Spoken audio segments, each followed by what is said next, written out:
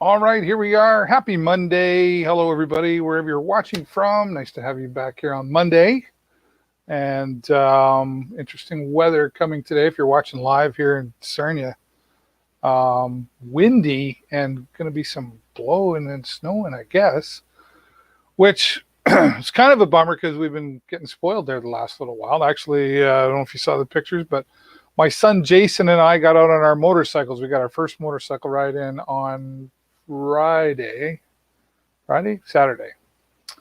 And it was a nice ride. It actually wasn't as bad as I thought. Yeah, Saturday we went for a drive and went through the park, and we actually stopped at the Point Edward Service Club in Point Edward.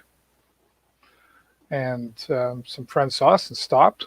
My friend David Trott and said hello. So it was good, social distancing, of course, but I wasn't really ready to jump on the motorcycle, I'm not going to lie, but my son was all excited, and he wanted to, I didn't really, he didn't have to talk me into it much. We got out for a nice ride. It was good.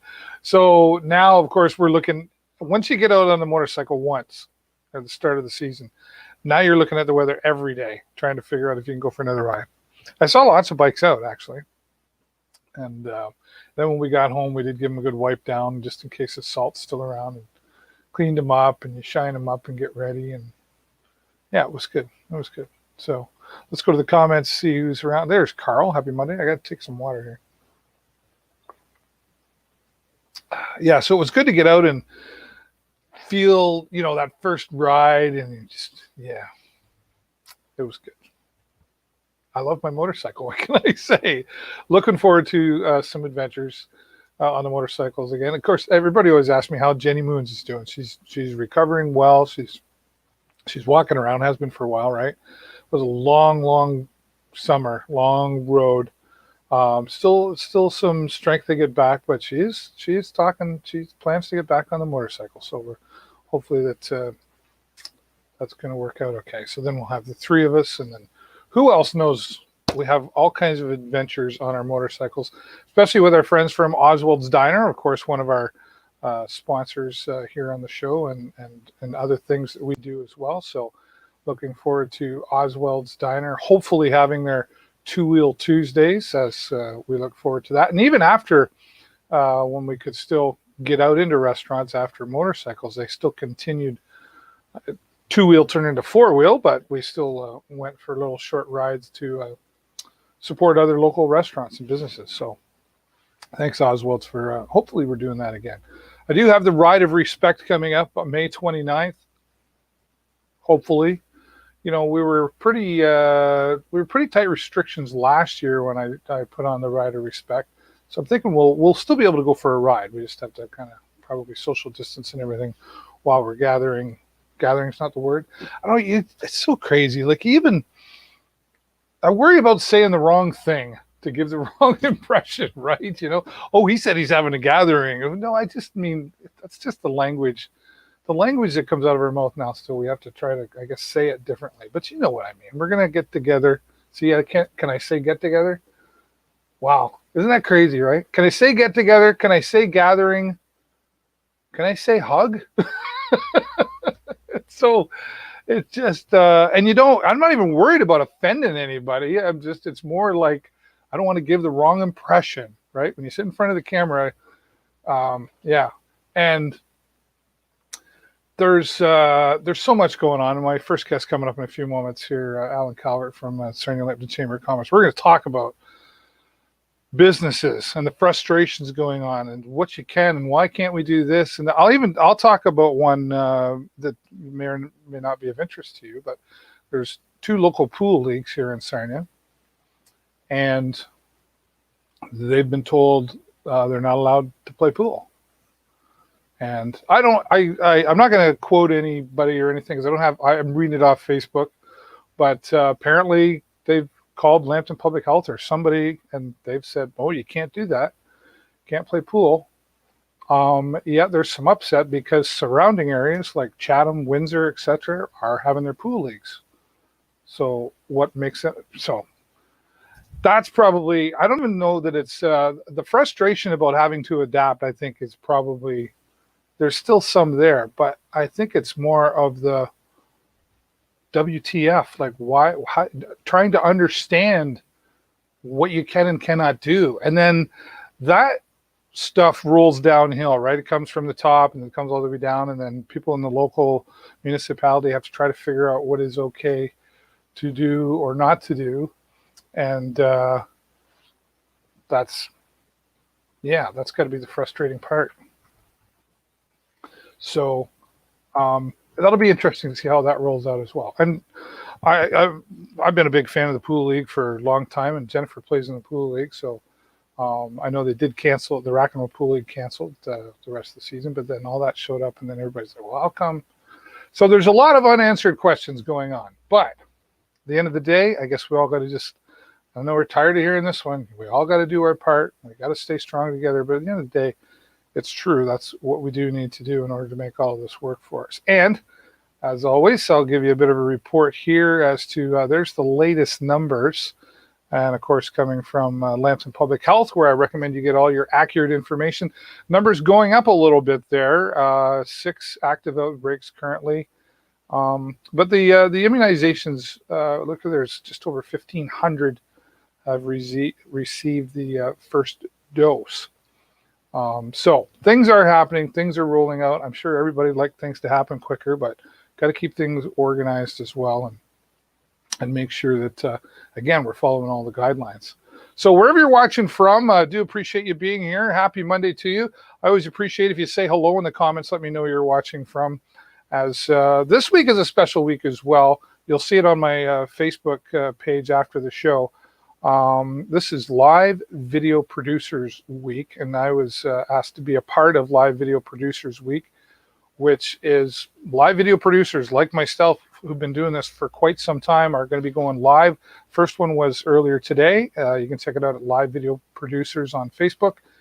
And tomorrow, I will be representing Canada as a live video producer, and we'll be talking about how to share your story with live streaming. And specifically, I'll be talking about using StreamYard, which is what I use right here for my talk show.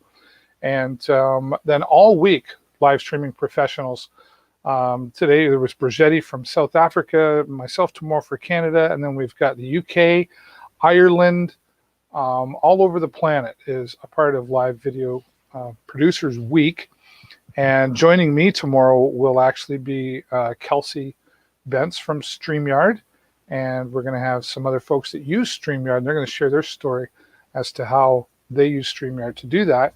And I'm very, very excited. My friend Stephen Healy, who some of you may know, him and I did a show together every Monday at noon for just about 2 years. And I had to back away from it as things were shifting around for me.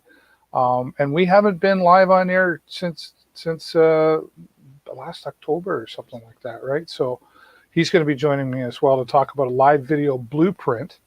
And we're probably just going to have a good conversation because we haven't really, like I say, it's been a while since we've done a show together. So I'm excited to have my friend Stephen Healy, who, of course, lives in the United Kingdom and lives about 20 minutes from Stonehenge. Maybe we'll talk about some of that as well. So there's the numbers on the screen. Do your thing. Wash your hands. I know we don't have any fingerprints left, right? No fingerprints and wearing a mask. What could go wrong? Interestingly enough, there's Danny Conchimilio saying happy Monday. Happy Monday to you, Danny. How's car sales, Danny? Are you still doing that? Did that change I guess you could probably still have people come in probably by appointment, right? Danny's down at Nissan car dealership here in Sarnia. So I haven't seen my friend Jesse there. He usually pops up and says hello. Jesse's from Petro Canada down there at London Road and Lambton Mall Road. So maybe it's a little slow, isn't it? Nobody's buying cars right now. Yeah. Well, if you need just go say hi to Danny. He would like you to buy a car, but he'd probably love it just as much if you just stopped in and said hello to him. Again, he's at the Nissan car dealership. There's my plug for some local business right now. Speaking of local business, I'm really excited about this. Our friends Call the Chef, fabulous, local, fresh. If you haven't seen it, they're a local meal kit. And twice now, myself and Jennifer, mostly me, but okay, I don't cook. Okay, I just don't cook. I burn water. and it's Jennifer's kitchen, and she just doesn't like me. I'll tell. Okay, so when we first moved into our house about 7 years ago, she was at work and I working at home, and I tried to boil some eggs and I forgot about them, and anyway, things didn't go well. Which, by the way, unattended cooking is the #1 cause of house fires, which I learned from our friends at Sarnia Fire Rescue. True story, but I'm not allowed to cook. And when I say I'm cooking, that means where do you want to go? Well, of course, that's changed a bit. And I ran into Vanessa. I met Vanessa a while back and then had her on the show just before New Year's.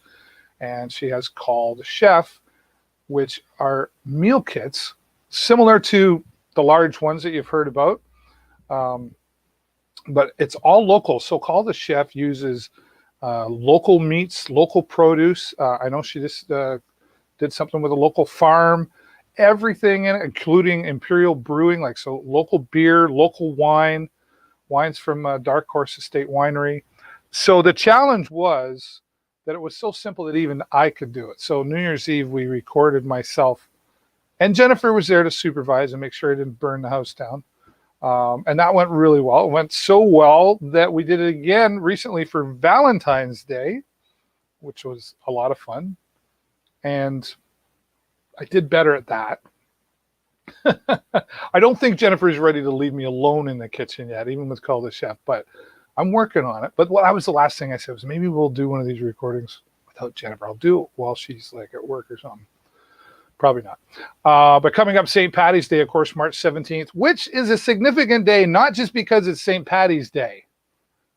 It was the first time in history we missed St. Paddy's Day because of COVID-19 last year. Do you remember that? Yeah, it was like the Tuesday, I think, and they said, okay, sorry, no St. Paddy's Day. Well, this year, no matter what's going on, you can still call the chef, and they're going to have some more details coming out about what they're offering for St. Paddy's Day. Delicious. I was talking to Chef Vanessa earlier today. She was filling me in, and we'll be talking more about that. So somebody that we really want to support here on the show as well. You can visit them online at callthechef.ca. If you haven't heard of them, now you have. If you have heard of them, why haven't you called them? They're fabulous. You say, honey, what are we doing? I'm calling the chef. I have my own personal chef. Call the chef. There you go. Now, understand that they aren't just, you can't just call them up today and have it ready to go. These are so specially made with care. You've got to give them 2 or 3 days in advance. So what you do is you go to callthechef.ca and pick what you want. They've got all kinds of great selections there. We had filet mignon, we had prosciutto, they've got raviolis and all different kinds. And you pick the date that you want to have your dinner, and they'll have it ready for you on that day. Then you go by and you pick it up. Social distancing, of course, and you take it home and you cook it. And honest to goodness, if David Burrows can do it, you can do it too. We're going to have some more exciting stuff coming up with Call the Chef in the future, so be looking for that. And very quickly, before I get to my next guest, I want to just remind everybody I had the 999th Legion Child Rights Sarnia chapter, which is a little motorcycle group, not a club, but a group. But we actually advocate for child's rights. And anyway, there's quite a story to that. And we're a Sarnia chapter now, originating out of Hamilton. And I did an interview with my fellow comrades from the group last week. That's also available on our Facebook page and my YouTube channel. I am still trying to I'm getting closer. I'm about 785, trying to get to 1,000 subscribers. So if you haven't subscribed to my YouTube channel, there it is on my screen. I'd appreciate you doing that. And you can see the interview that I did with the 999th Legion there as well. And going to be some more cool things coming, of course, with the nicer weather. I'll be able to fly my drone again, so we'll be doing some stuff with that. And some other cool ideas we're going to have with that. So check that out online at YouTube. Get me to 1,000 subscribers. I really appreciate that. All right. Waiting patiently in the hallway, virtually, my new friend, Allan Calvert. How are you doing today, sir? You're muted.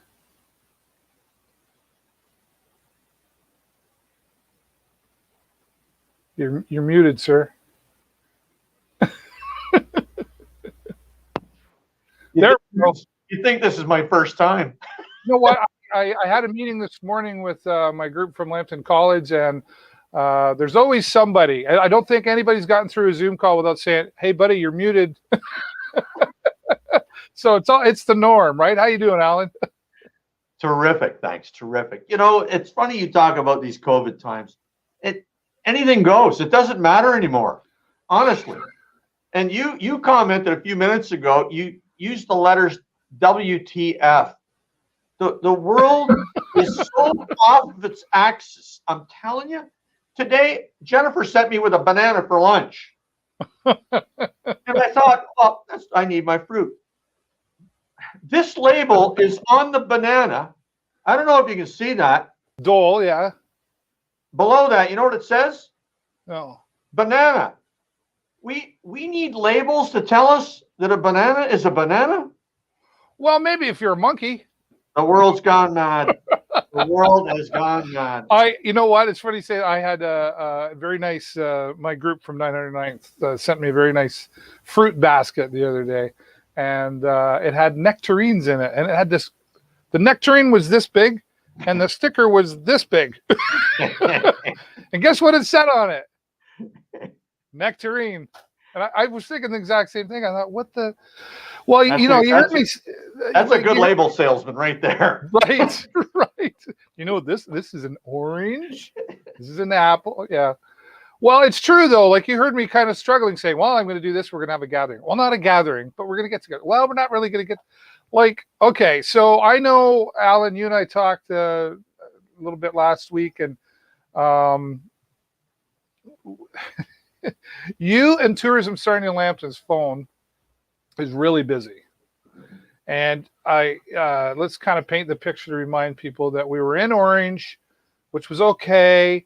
Restaurants probably spent a whole bunch of money buying all their supplies and everything, and excited. And then all of a sudden, nope. And now here we are in red. So talk about WTF. How's your phone these days? At least you know it's working.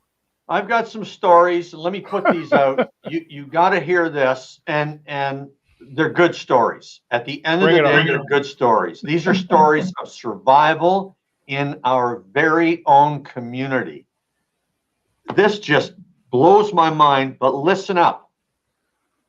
We were in Orange, and a lot of these restaurateurs in town, we know them not as fellow businesses. These are our friends. We've known these guys for 30 years, give or take 5 years. You've ridden up to visit them on your motorcycle. I drive up in the summer. Hey, how's it going? We know all the restaurants, and these are the ma and pa places. They ordered food because we were in Orange. A lot of their stuff is perishable. Lettuce, tomatoes, cheese, milk, bread, etc., etc. Within 3.5 days of that first week of Orange, we got the word we're going into red. That is disastrous. On top of disastrous, some of these restaurateurs bought this stuff on credit. They didn't even pay for it. So they've got fridges full of this stuff. I put the word out. The chamber put the word out on social media platforms. I spoke to 3 service clubs, just letting them know if you're going to do something nice, you should seriously consider ordering from these restaurants. They've got to use this stuff up. The phone did ring off the wall. People said, which restaurants? You tell us the ones. We're going there. We're going there right now. And they did. And they did en masse. Because I called these restaurants and said, listen, here's another initiative from a local service club. They have said to Miles at the end of the Good Shepherd, Miles, you call up these restaurants, you buy the food, tell us how much it costs. We'll give you the money because we can support a charity. Oh, nice. He called 6 or 7 of these restaurants and they said, you're not going to believe this.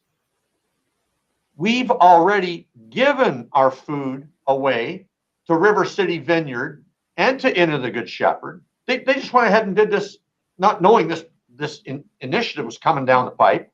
Right. So that just shows you the kind of people that they are, which truly I couldn't come up with that one. Well, we talk about that often in our community, Alan, about how it comes together and gives and in dire need. I mean, there's so many examples in our community that are doing that right now. David, this is real life. Here's another quick story. This happened last week. Again, these restaurants, it's day by day where they got to run out and get a loaf of bread or whatever the case may be. They were buying some vegetables over at Sarnia Produce. They saw a fellow restaurateur at the store, and they get talking and comparing notes. They got up to the cash register, and this one fella said to the cashier, all the stuff on his cart, put it on my bill. I'm paying for it. These are absolute gestures of kindness that there's not enough out there, and they're not looking for anything. People are paying it forward nonstop. Yeah, it is fascinating.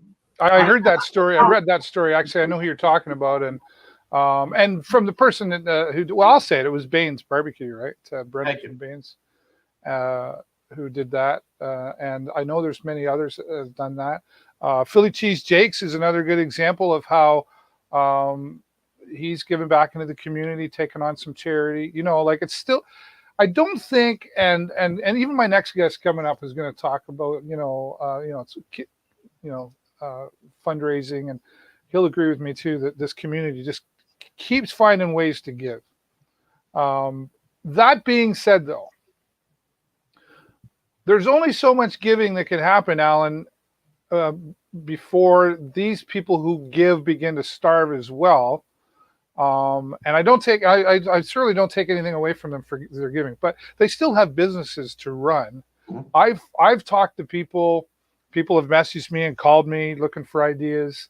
And I've had a couple say, we're just holding on because of the government assistance we were able to get. As soon as that, we're only holding on now because we love our employees.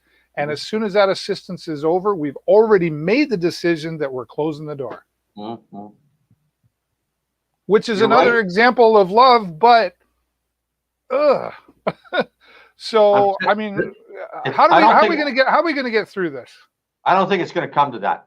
I'll tell you a couple of things, not only locally, this is everywhere. If we play our cards right and we collectively do this stuff consistently, and we get some needles in arms, whatever it takes to get us in a healthier state en masse. I'm looking out the window as I'm talking to you, David. It's beautiful. It's sunny. And if the temperature outside starts tickling 14, 15, 16 degrees, people are going to go crazy. Where's the closest patio? We're going right now.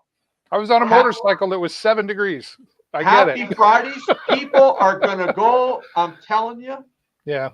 And they're. But we got to do it. But we got to do it safely. I think last year was a good example of patios being put out, and Twisted Arms, a really good example how they had that patio in the middle of the parking lot there, but everything was safe.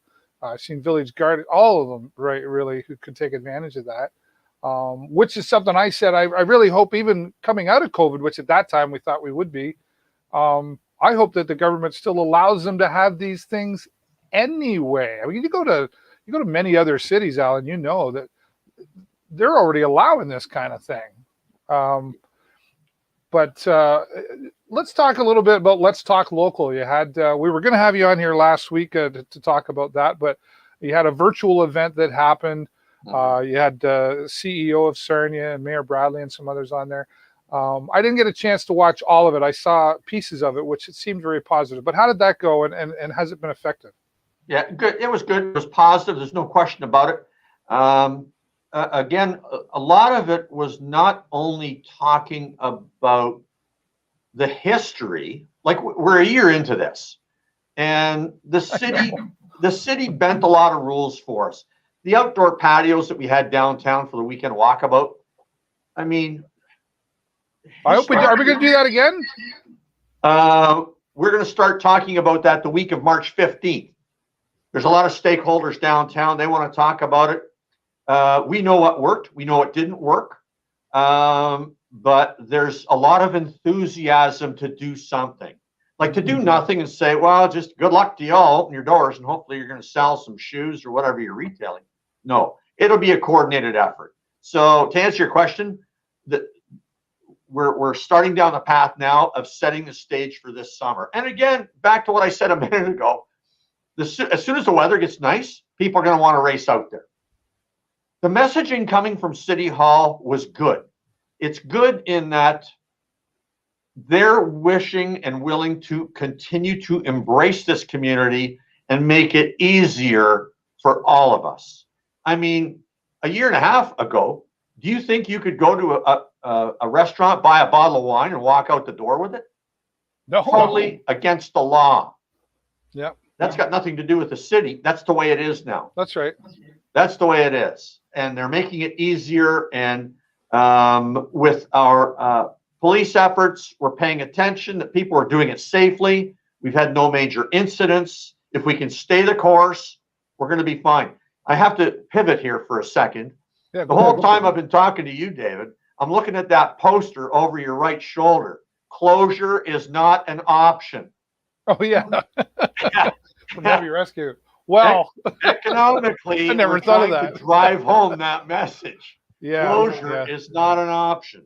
Now, I got to circle back. We were talking City Hall. So, on behalf of, when I say City Hall, the new Economic Development Director, Kelly Provost, great gal. You'll love her. If you haven't met her already, she's a terrific gal. She's got some great ideas. She works in collaboration with the Sarnia-Lambton Economic Partnership, which tends to look after a lot of the county itself. She's focused on the city of Sarnia. This time last year, we didn't have a dedicated person at City Hall looking after economic development. I can assure you, the inquiries, not only that she's getting, but that we get here at the Chamber, are positive, and there's a lot of good things, and there's a lot of good people that are looking at this area seriously for doing business. Yeah.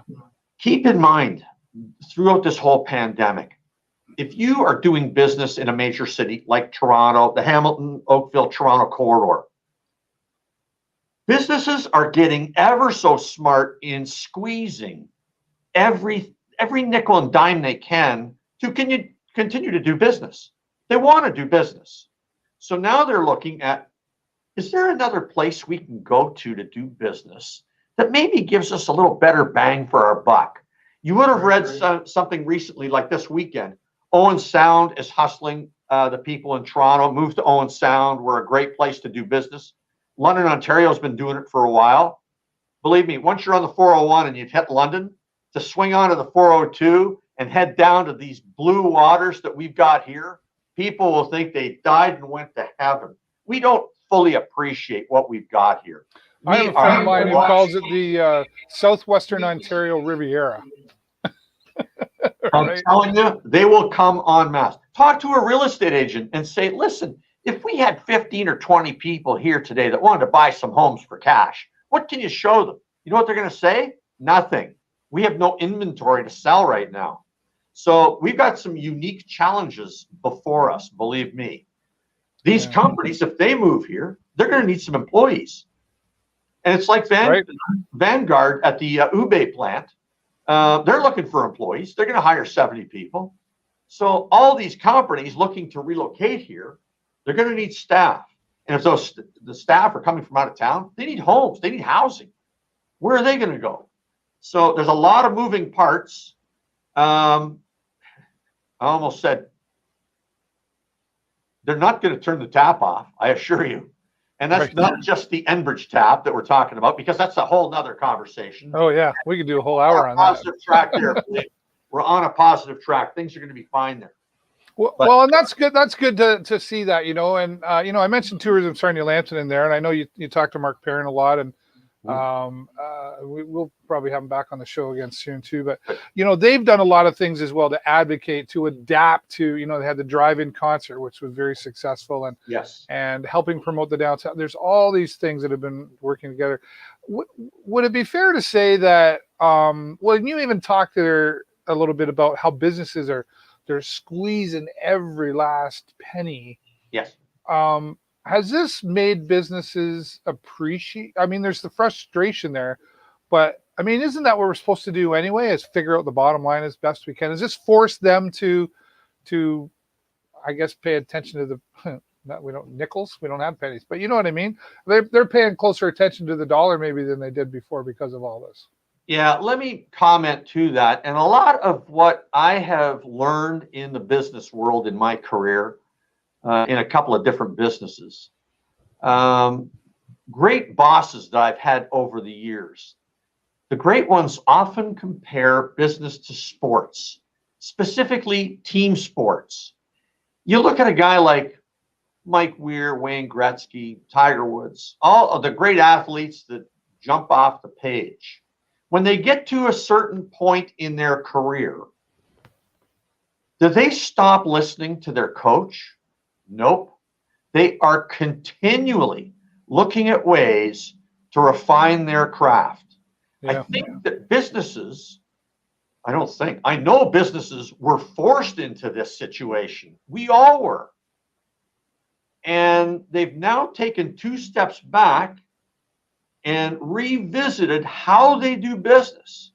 And now they're discovering, wait a second, we can maybe, again, pivot in a couple of different ways and move forward.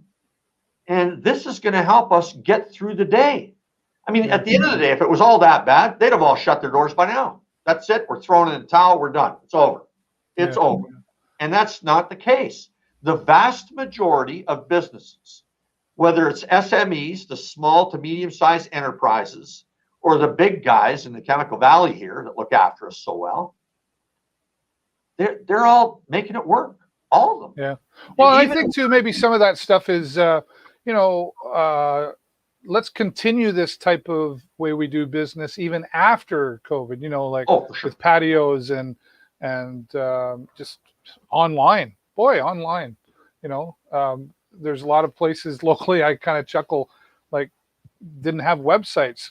Yes. Still, but all of a sudden, well, I better get one, sink or swim kind of thing, and people have had to learn that social media. They've had to learn to use Zoom. You've heard me joke many times, Alan, about, live streaming. What a great idea. I've been doing that for 10 years. Right.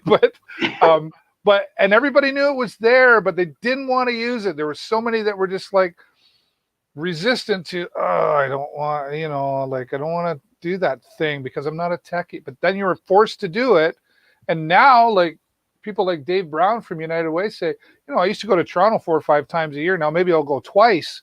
Yes. But I can still have those other meetings and it's cost effective. That's the bottom line too, right? That circles around to your question, People were forced into Zoom. Businesses are forced to doing things differently in a better way.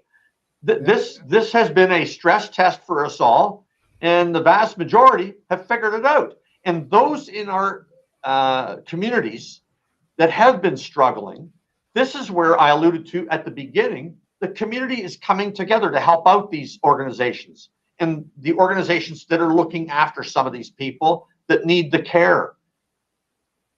And it's working. I'm telling you, it's working. We're not giving up the ship. Al, I wish I could give you more time. I think next time I'll have to have you on last so I can give us a half an hour.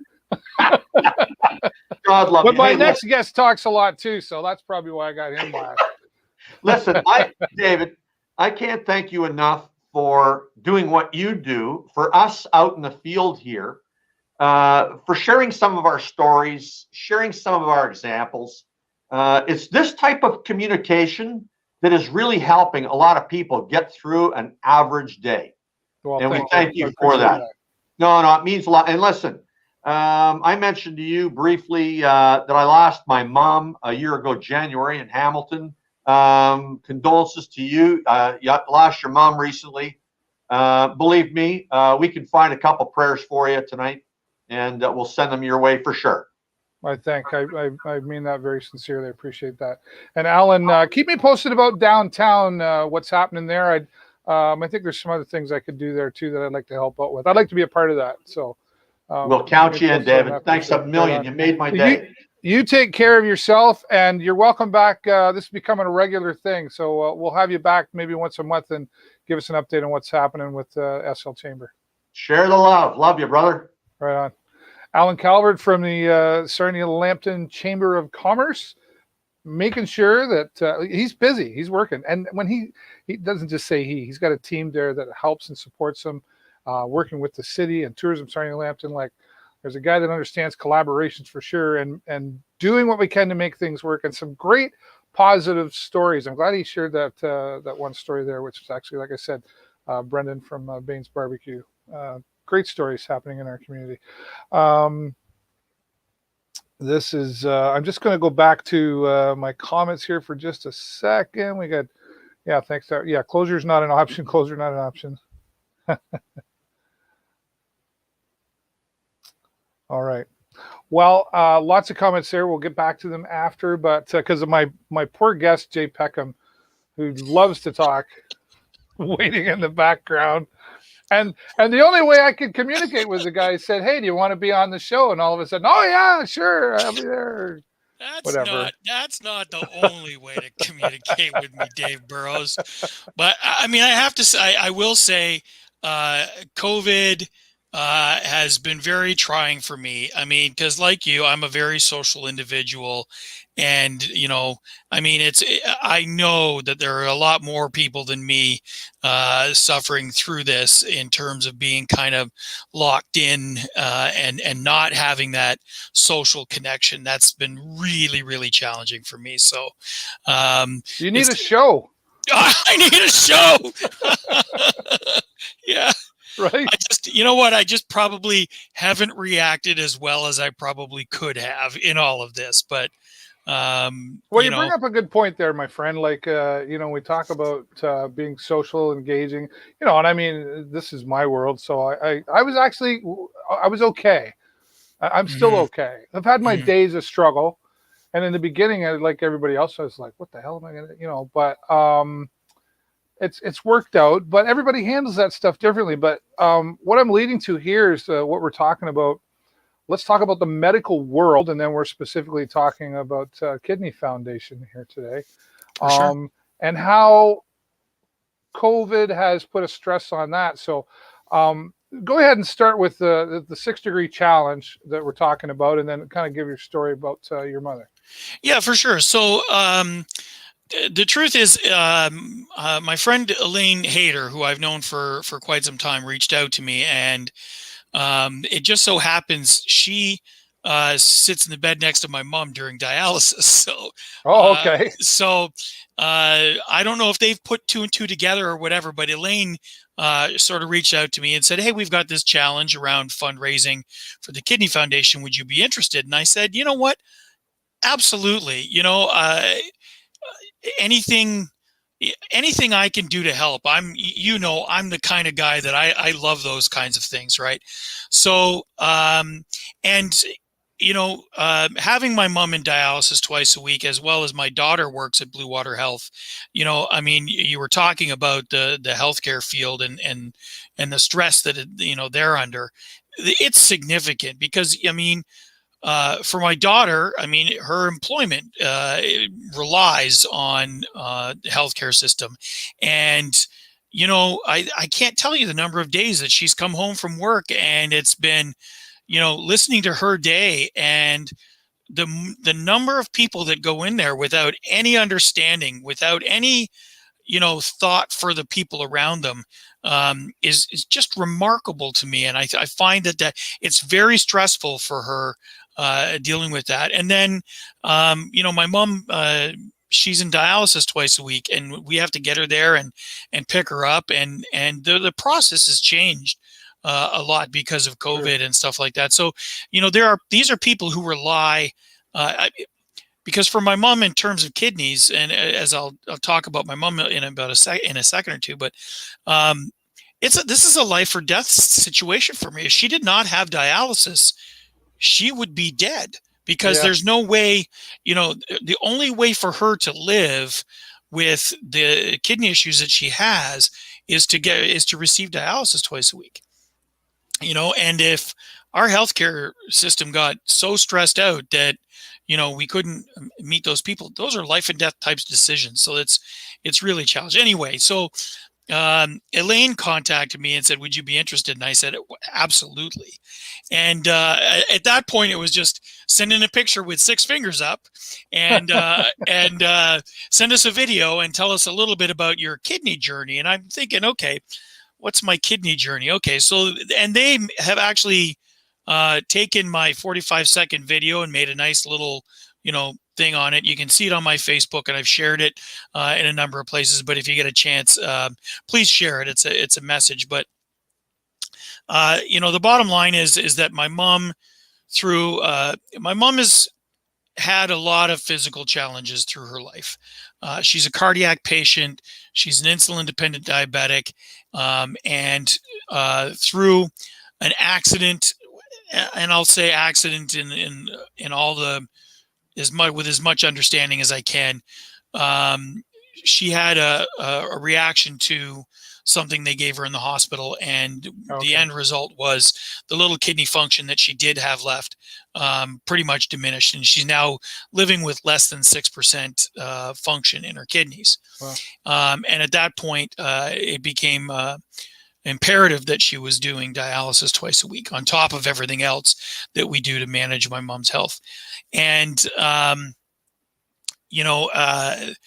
that was a real struggle. It was a tough diagnosis to take. And, knowing that, because unlike, I got a headache, I take an ibuprofen, and the next thing you know, tomorrow morning I wake up, the weather's better, life is grand. This is not one of those healthcare solutions. This is you are going to be living with this for the rest of your life, So the challenge with kidneys is that we can manage it. I mean, dialysis is providing a life-sustaining situation for her, so she can have that. But the challenge becomes then quality of life, and how does she live with it? How can we help her live better with it? How can we empower her to live a better life with this health situation going on? And how do we provide hope for her? Because I mean, at this point, it is, again, it's one of those things, and it's not pleasant. Like, right. She's twice a week, and it's 4 hours. She goes in at, 7 in the morning, and she's there till 11. And then she comes home and she feels horrible and drained and exhausted and everything for most days. So 2 days, now she's living her life in 5 out of 7 days, which is, I mean, think about it, Dave. I mean, you and we're the same kind of guy, right? I mean, we can't believe that there's only 24 hours in a day for us to do everything. Sleep, now, that? Take 48 hours out of your week, Dave, and what are you going to do with yourself, right? I mean, what's I got to go? What do you cut out of that, right? Yeah. And so, for someone living with kidney disease, especially those that are requiring dialysis or who are waiting on a transplant list or something like that somewhere, I mean, you can only imagine how frustrating and challenging it is to only have 5 days out of 7 days that are active and productive and that sort of thing. And then you throw COVID into the mix, and it just gets even messier. You know? Well, and how has COVID affected just your mom, but those in general, I guess, using the dialysis unit, obviously different protocols in place. Yeah, and that one's a real struggle because for me, it's a matter of my son Jack typically drops her off most mornings before he goes to work at 7. He's off at 7 o'clock. He'll go and drop her off, and then if he's got some work that day, he goes to work shortly there afterwards. But he drops her off on Mondays and Fridays, and it's literally she goes, and we have to drop just her and her cell phone. She can't take anything else in with her. So, I mean, other than a coat, I mean, clearly it's winter and things like that, but she doesn't get to take any personal, no books, no nothing. There's nothing that she takes her cell phone. That's it. And even up till just recently, even that wasn't allowed. So she would, and then we have to drop her at the front door. Now, my mom's mobility is a real problem. She can't take her walker with her, so she's in a wheelchair from the moment we drop her off. And somebody comes out and gets her, and then they take her in, and then pick up is just the reverse of that. We have to go, show up, sit, wait till she comes down. Then they bring her out and load. She goes into the vehicle, and we take her home. But there are a huge amount of restrictions, and it used to be that I'd be able to go in with her. I could porter her up to the to the dialysis unit and kind of drop her at that point, and help get her comfortable and stuff. Then I'd go away for a few hours and we'd come back and stuff like that. But yeah, that just can't happen anymore with COVID. It's a real struggle. Well, and just 4 million Canadians, 1 in 10 affected by the disease. 1 in 10, yeah. That's so somebody we know. I did, and I wanted to share this too. And that's the 6 degrees, right? I mean, it's really saying that we're all connected in some way, and with 1 in 10 Canadians affected in some way by kidney disease, somebody who's fighting this, and whether they're in dialysis, waiting on a transplant, or sort of in that decline that's going to lead to that stuff inevitably. Somebody. That's the thing. Sorry, I didn't mean to cut you off. No, that's okay. I'm used to it with you. I miss you, buddy. I got to get all this ribbon out of me, right? You know what? I miss you too, brother. The Sarnia sting, we'll we'll talk over a beverage. There are things coming, but that's all I can say for now. But but I wanted to put that up on the screen too for those of you who are watching. Go to kidney.ca/risk and you just answer a few questions to find out if you would even be at risk, because there are solutions if you can catch this early enough. Correct. And Jay, I got a surprise for you, because you mentioned a little video. Okay, ladies and gentlemen, sit back, give us a minute. We'll be back in just a minute. Take a good look at my good friend, Jay Peckham.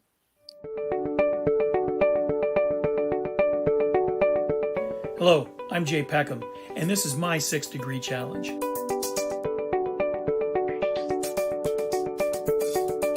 My kidney story is really all about my mom. My mom has struggled with her health for her entire life as a cardiac patient, an insulin-dependent diabetic, and with multiple food and drug sensitivities. A recent incident at a hospital has left her with less than 6% kidney function, and she's now in dialysis twice a week. Now, living with kidney disease is really hard, but dialysis truly does make the difference between life and death for her. She gets to live and know her grandchildren thanks to the dialysis team at Blue Water Health and the Kidney Foundation. With their help, I hope to have her around for a very long time. Won't you please help keep my mom empowered to live long and well? Donate now.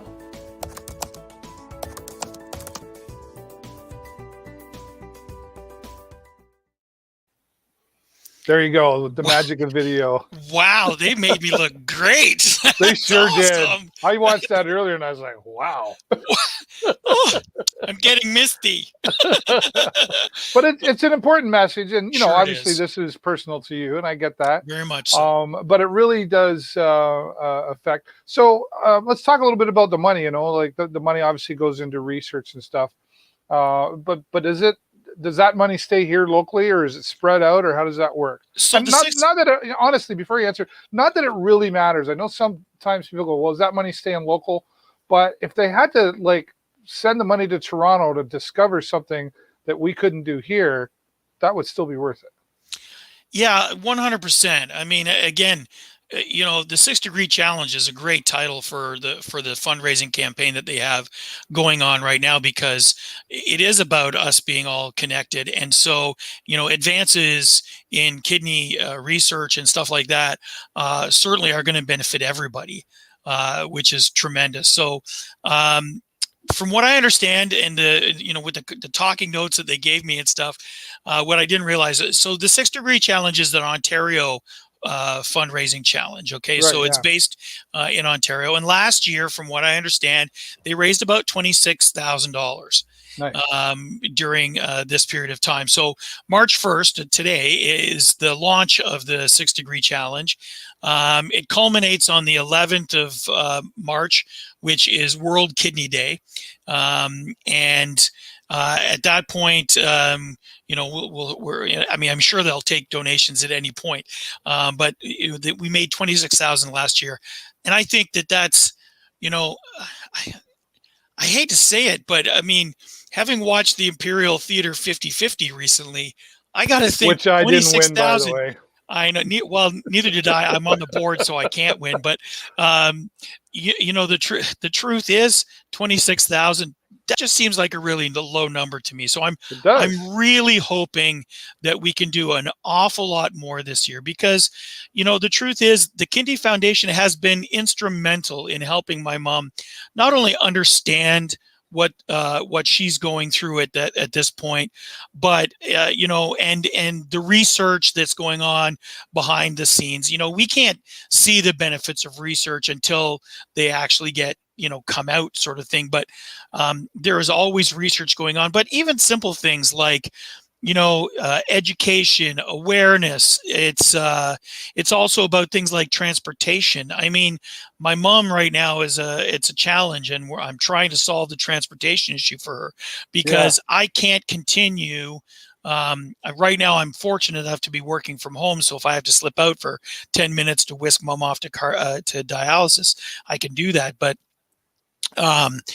she can't drive with her mobility issues, and so getting her back and forth from dialysis is a real challenge, and we're trying to find that. But the Kidney Foundation has been with a real partner in her care. Whether it's direct or indirect, they have been. And so I think it's really important that we support this organization for the good work that they do. And you're right, Dave, it is very personal to me, because it does absolutely impact me. It's my mom, and I want her to be around. I want her to know her grandkids and live long and happy, and be empowered. Part of it, she loves Sarnia. My mom lived in Sarnia for a little while, and she moved away to Hamilton, and Hamilton became a bit of a struggle for her, and we finally moved her back to Sarnia.